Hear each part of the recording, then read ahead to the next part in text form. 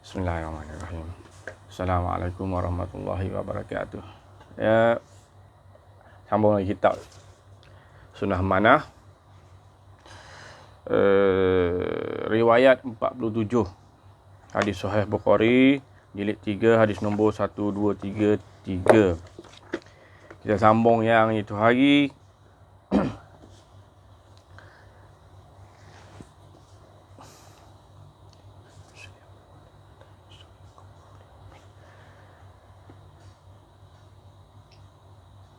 Okey. Kita sambung yang itu hari. Kata rawi, setelah selesai membuat surat perjanjian, Rasulullah bersabda kepada sahabat, "Berdirilah, siaplah dan sembelihlah korbanmu. Kemudian bercukurlah." Kata rawi lagi, "Demi Allah, tiada siapa pun di antara mereka yang berdiri." Sehingga beliau ulang cakap yang demikian sampai 3 kali. Tak kala tidak ada seorang pun di antara mereka yang berdiri.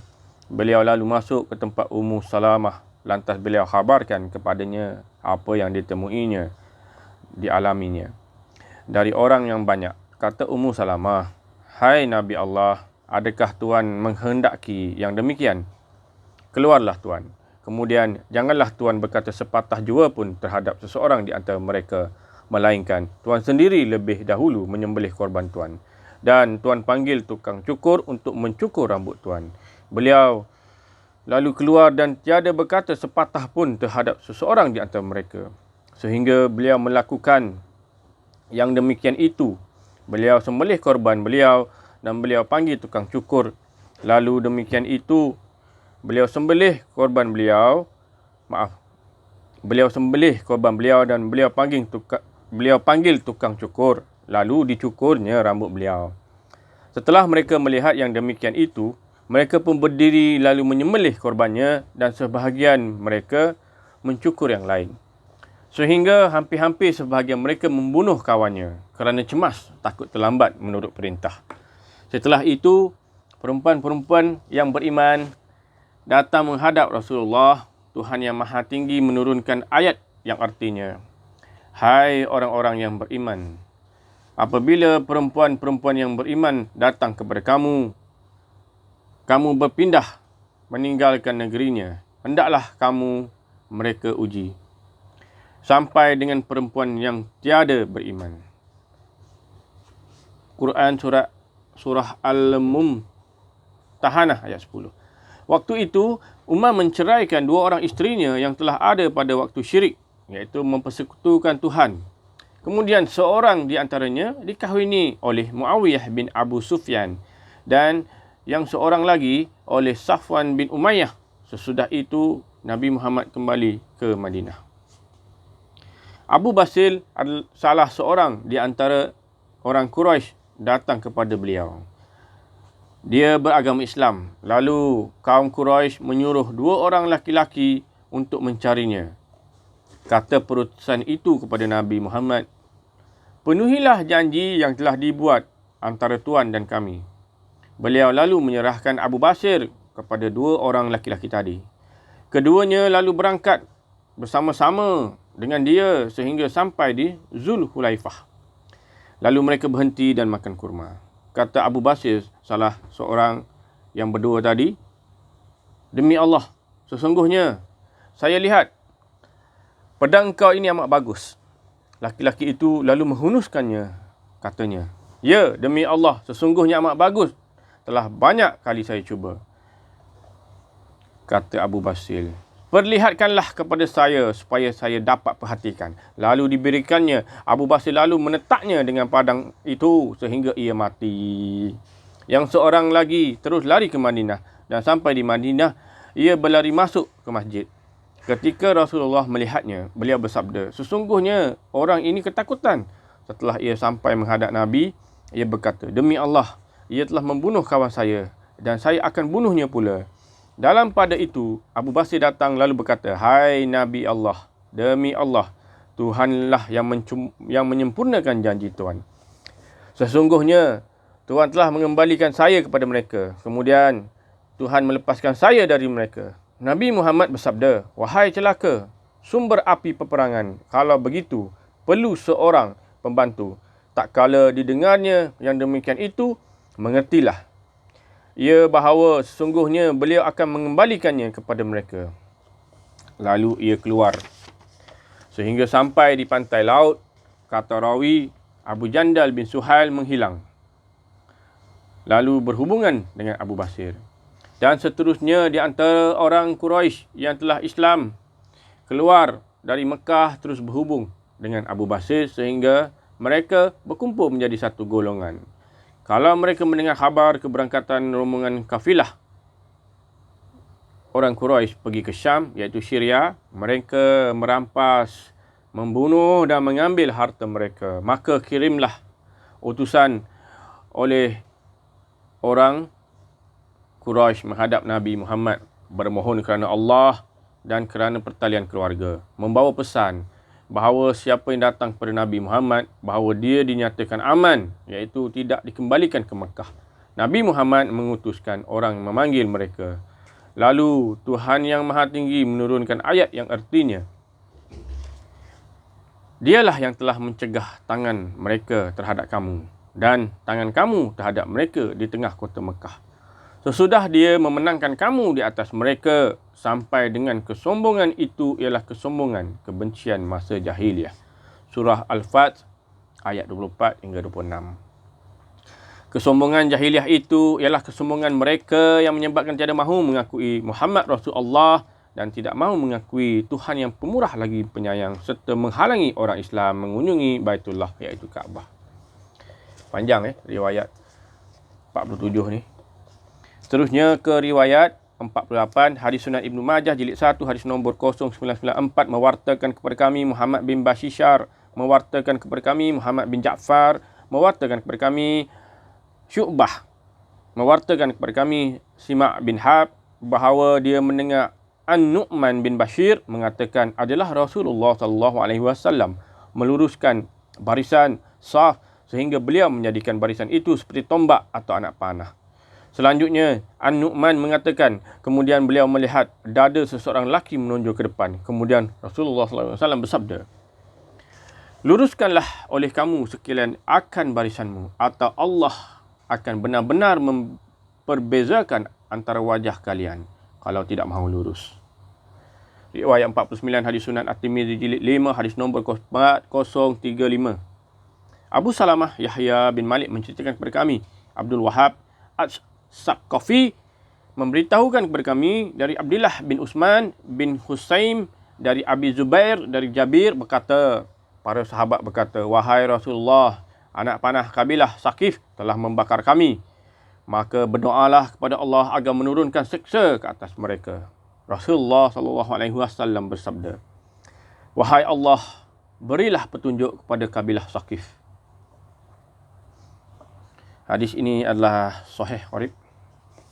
Riwayat 50, hadis Sunan An-Nasa'i jilid 5 hadis nombor 5385 dari Abu Maisarah dari Umar katanya, ketika diturunkannya ayat pengharaman minuman keras, maka Umar berdoa, ya Allah, berilah keterangan yang amat jelas bagi kami tentang minuman keras. Maka Allah menurunkan ayat dalam surah Al-Baqarah, yas'alunaka 'anil khamri aul masiri kuifin himma ismun khabirun amanafi'u wa ismuhuma akbaru min nafihima. Mereka bertanya kepada kamu tentang arak dan judi. Katakanlah, pada keduanya itu terdapat dosa besar dan beberapa manfaat bagi manusia, tetapi dosa keduanya lebih besar dari manfaatnya. Maka Umar dipanggil oleh Rasulullah SAW dan dibacakan ayat itu padanya, tetapi Umar masih belum puas dan dia berdoa lagi, ya Allah, berikan kepada kami keterangan yang amat jelas tentang minuman keras. Maka Allah menurunkan sebuah ayat di dalam surah An-Nisa, ya ayyuhallazina amanu la taqrabus salata wa antum sukara hatta ta'lamu ma ta'kuluna. Wahai orang-orang yang beriman, janganlah kamu salat sedangkan kamu dalam keadaan mabuk sehingga kamu mengerti apa yang kamu ucapkan. Maaf. Wahai orang-orang yang beriman, janganlah kamu solat sedangkan kamu dalam keadaan mabuk sehingga kamu mengerti apa yang kamu ucapkan. Kerana itu, muazzin Rasulullah apabila hendak melakukan solat, maka dia menyerukan, la taqrabus salata wa antum suqara. Umar dipanggil oleh Rasulullah, kemudian dibacakan ayat ini padanya. Tetapi dia masih belum puas dan berdoa lagi. Ya Allah, berikanlah kepada kami keterangan yang lebih jelas tentang minuman keras. Kemudian Allah menurunkan ayat dalam surah Al-Ma'idah. Ya ayyuhallazina amanu, inamal khamru wal maisiru wal anshabu wal adyamu rijsun min amalashi syaitani fastanibuhu la'allakum tuflihuna. Innama yuridu si syaitanu an yuki'a bainakumul ad-dawata wal baqidia afil khamri maisiri wa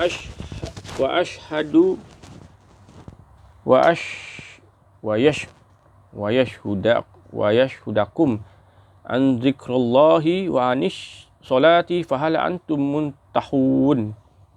Wahai orang-orang yang beriman, sesungguhnya meminum arak, berjudi, berkorban untuk berhala, mengundi nasib dengan panah adalah perbuatan keji yang termasuk perbuatan syaitan. Maka jauhilah perbuatan-perbuatan itu agar kamu mendapat keberuntungan. Sesungguhnya syaitan itu bermaksud menimbulkan permusuhan dan kebencian di antara kamu lantaran meminum arak dan berjudi. Dan dia menghalangi kamu dari mengingat Allah dan solat. Maka berhentilah kamu dari mengerjakan perbuatan itu. Ketika mendengarkan ayat ini dibacakan, maka Umar berkata, ya, kami akan berhenti. Ya, kami akan berhenti. Riwayat 51, hadis Sunan At-Tirmizi, jilid 4, hadis nombor 2471, Muhammad bin Bashishar menceritakan kepada kami, Yahya bin Sa'id memberitahukan kepada kami, Ismail bin Khalid memberitahukan kepada kami, Khais menceritakan kepadaku, berkata, aku mendengar Sa'ad bin Malik berkata, sungguh aku orang pertama dari bangsa Arab yang memanah dengan anak panah di jalan Allah. Dan sungguh aku yakin bahawa kami berperang beserta Rasulullah dan kami tidak memiliki makanan kecuali haiwan buruan dan pepohonan ini sehingga sungguh seseorang jatuh bangun dalam perjalanannya seperti jatuh bangunnya kambing. Kemudian orang-orang keturunan Asad memukuliku kerana soal agama. Benar-benar aku tiba-tiba putus harapanku dan sesat perbuatanku. Hadis ini terdapat hadis dari Utbah dan Ghazwan. Riwayat 52, hadis Sunan At-Tirmizi, jilid 4, hadis nombor 2470. Umar bin Ismail bin Mujahid bin Sa'id menceritakan kepada kami, ayahku memberitahukan kepada kami dari bayan dari Qais berkata, aku mendengar Sa'ad bin Abi Waqqas berkata, sungguh aku adalah orang pertama yang mengalirkan darah di jalan Allah. Dan sungguh aku orang yang pertama memanah dengan anak panah di jalan Allah. Dan sungguh aku yakin bahawa aku berperang dalam kelompok para sahabat Muhammad SAW. Kami tidak makan kecuali daun tumbuh-tumbuhan dan haiwan buruan sehingga seseorang bangun jatuh dalam perjalanannya seperti bangun jatuhnya kambing dan sapi dengan orang-orang keturunan Asad memukulku kerana soal agama. Sungguh, aku tiba-tiba putus harapanku dan tersesat perbuatanku. Dari hadis yang diriwayatkan bayan. Riwayat 53, hadis Sunan Abu Daud, jilid 1, hadis nombor 0389 dari Anas bin Malik radhiyallahu anhu berkata, kami biasanya mengerjakan solat maghrib bersama Nabi SAW. Kemudian kami pergi memanah. Sedangkan di antara kami masih dapat melihat sasaran anak panahnya. Hadis ini juga dikeluarkan oleh Bukhari, Muslim dan Ibnu Majah. Terakhir, hadis sahih Muslim jilid 3, hadis nombor 1749. Dari Ilyas bin Salamah radhiyallahu anhu, kata bapanya bercerita, kami berperang bersama-sama dengan Rasulullah di Hunain. Ketika berhadapan dengan seseorang musuh, aku maju dahulu menaiki bukit. Aku bertemu dengan seorang musuh, lalu ku panah dia dengan panahku. Tetapi dia hilang seketika sehingga aku tidak tahu apa yang sedang dibuatnya. Aku melihat musuh. Kiranya mereka telah sampai ke bukit yang lain. Mereka bertemu dengan Nabi dan para sahabat. Para sahabat mundur dan aku pun mundur pula. Kalau balau. Aku memakai 2 burdah. Yang satu ku sarungkan dan yang satu lagi ku selempangkan. Sarung ku lepas. Lalu ku ikatkan menjadi satu. Lalu aku di hadapan Rasulullah sambil berlari dan beliau sedang berada di atas bagal putihnya. Sabda Rasulullah SAW. Rupanya Ibnu Aqwa melihat sesuatu yang menakutkan. Tak kala Rasulullah terkepung, beliau turun dari bagal, kemudian diambilnya segenggam tanah. Lalu dilemparkannya ke muka mereka sambil berkata, muka-muka buruk. Dengan begitu, maka setiap orang yang menyerang ketika itu matanya penuh dengan tanah. Lalu mereka lari kucak-kacir. Allah Azza wa Jalla telah mengalahkan mereka. Kemudian Rasulullah SAW membahagikan rampasan perang pada kaum muslimin. Allahuakbar. Okey, kita akan masuk seterusnya riwayat 55 Sa'ad bin Al-Rabi dan wasiatnya. InsyaAllah kita bersambung lagi. Assalamualaikum warahmatullahi wabarakatuh.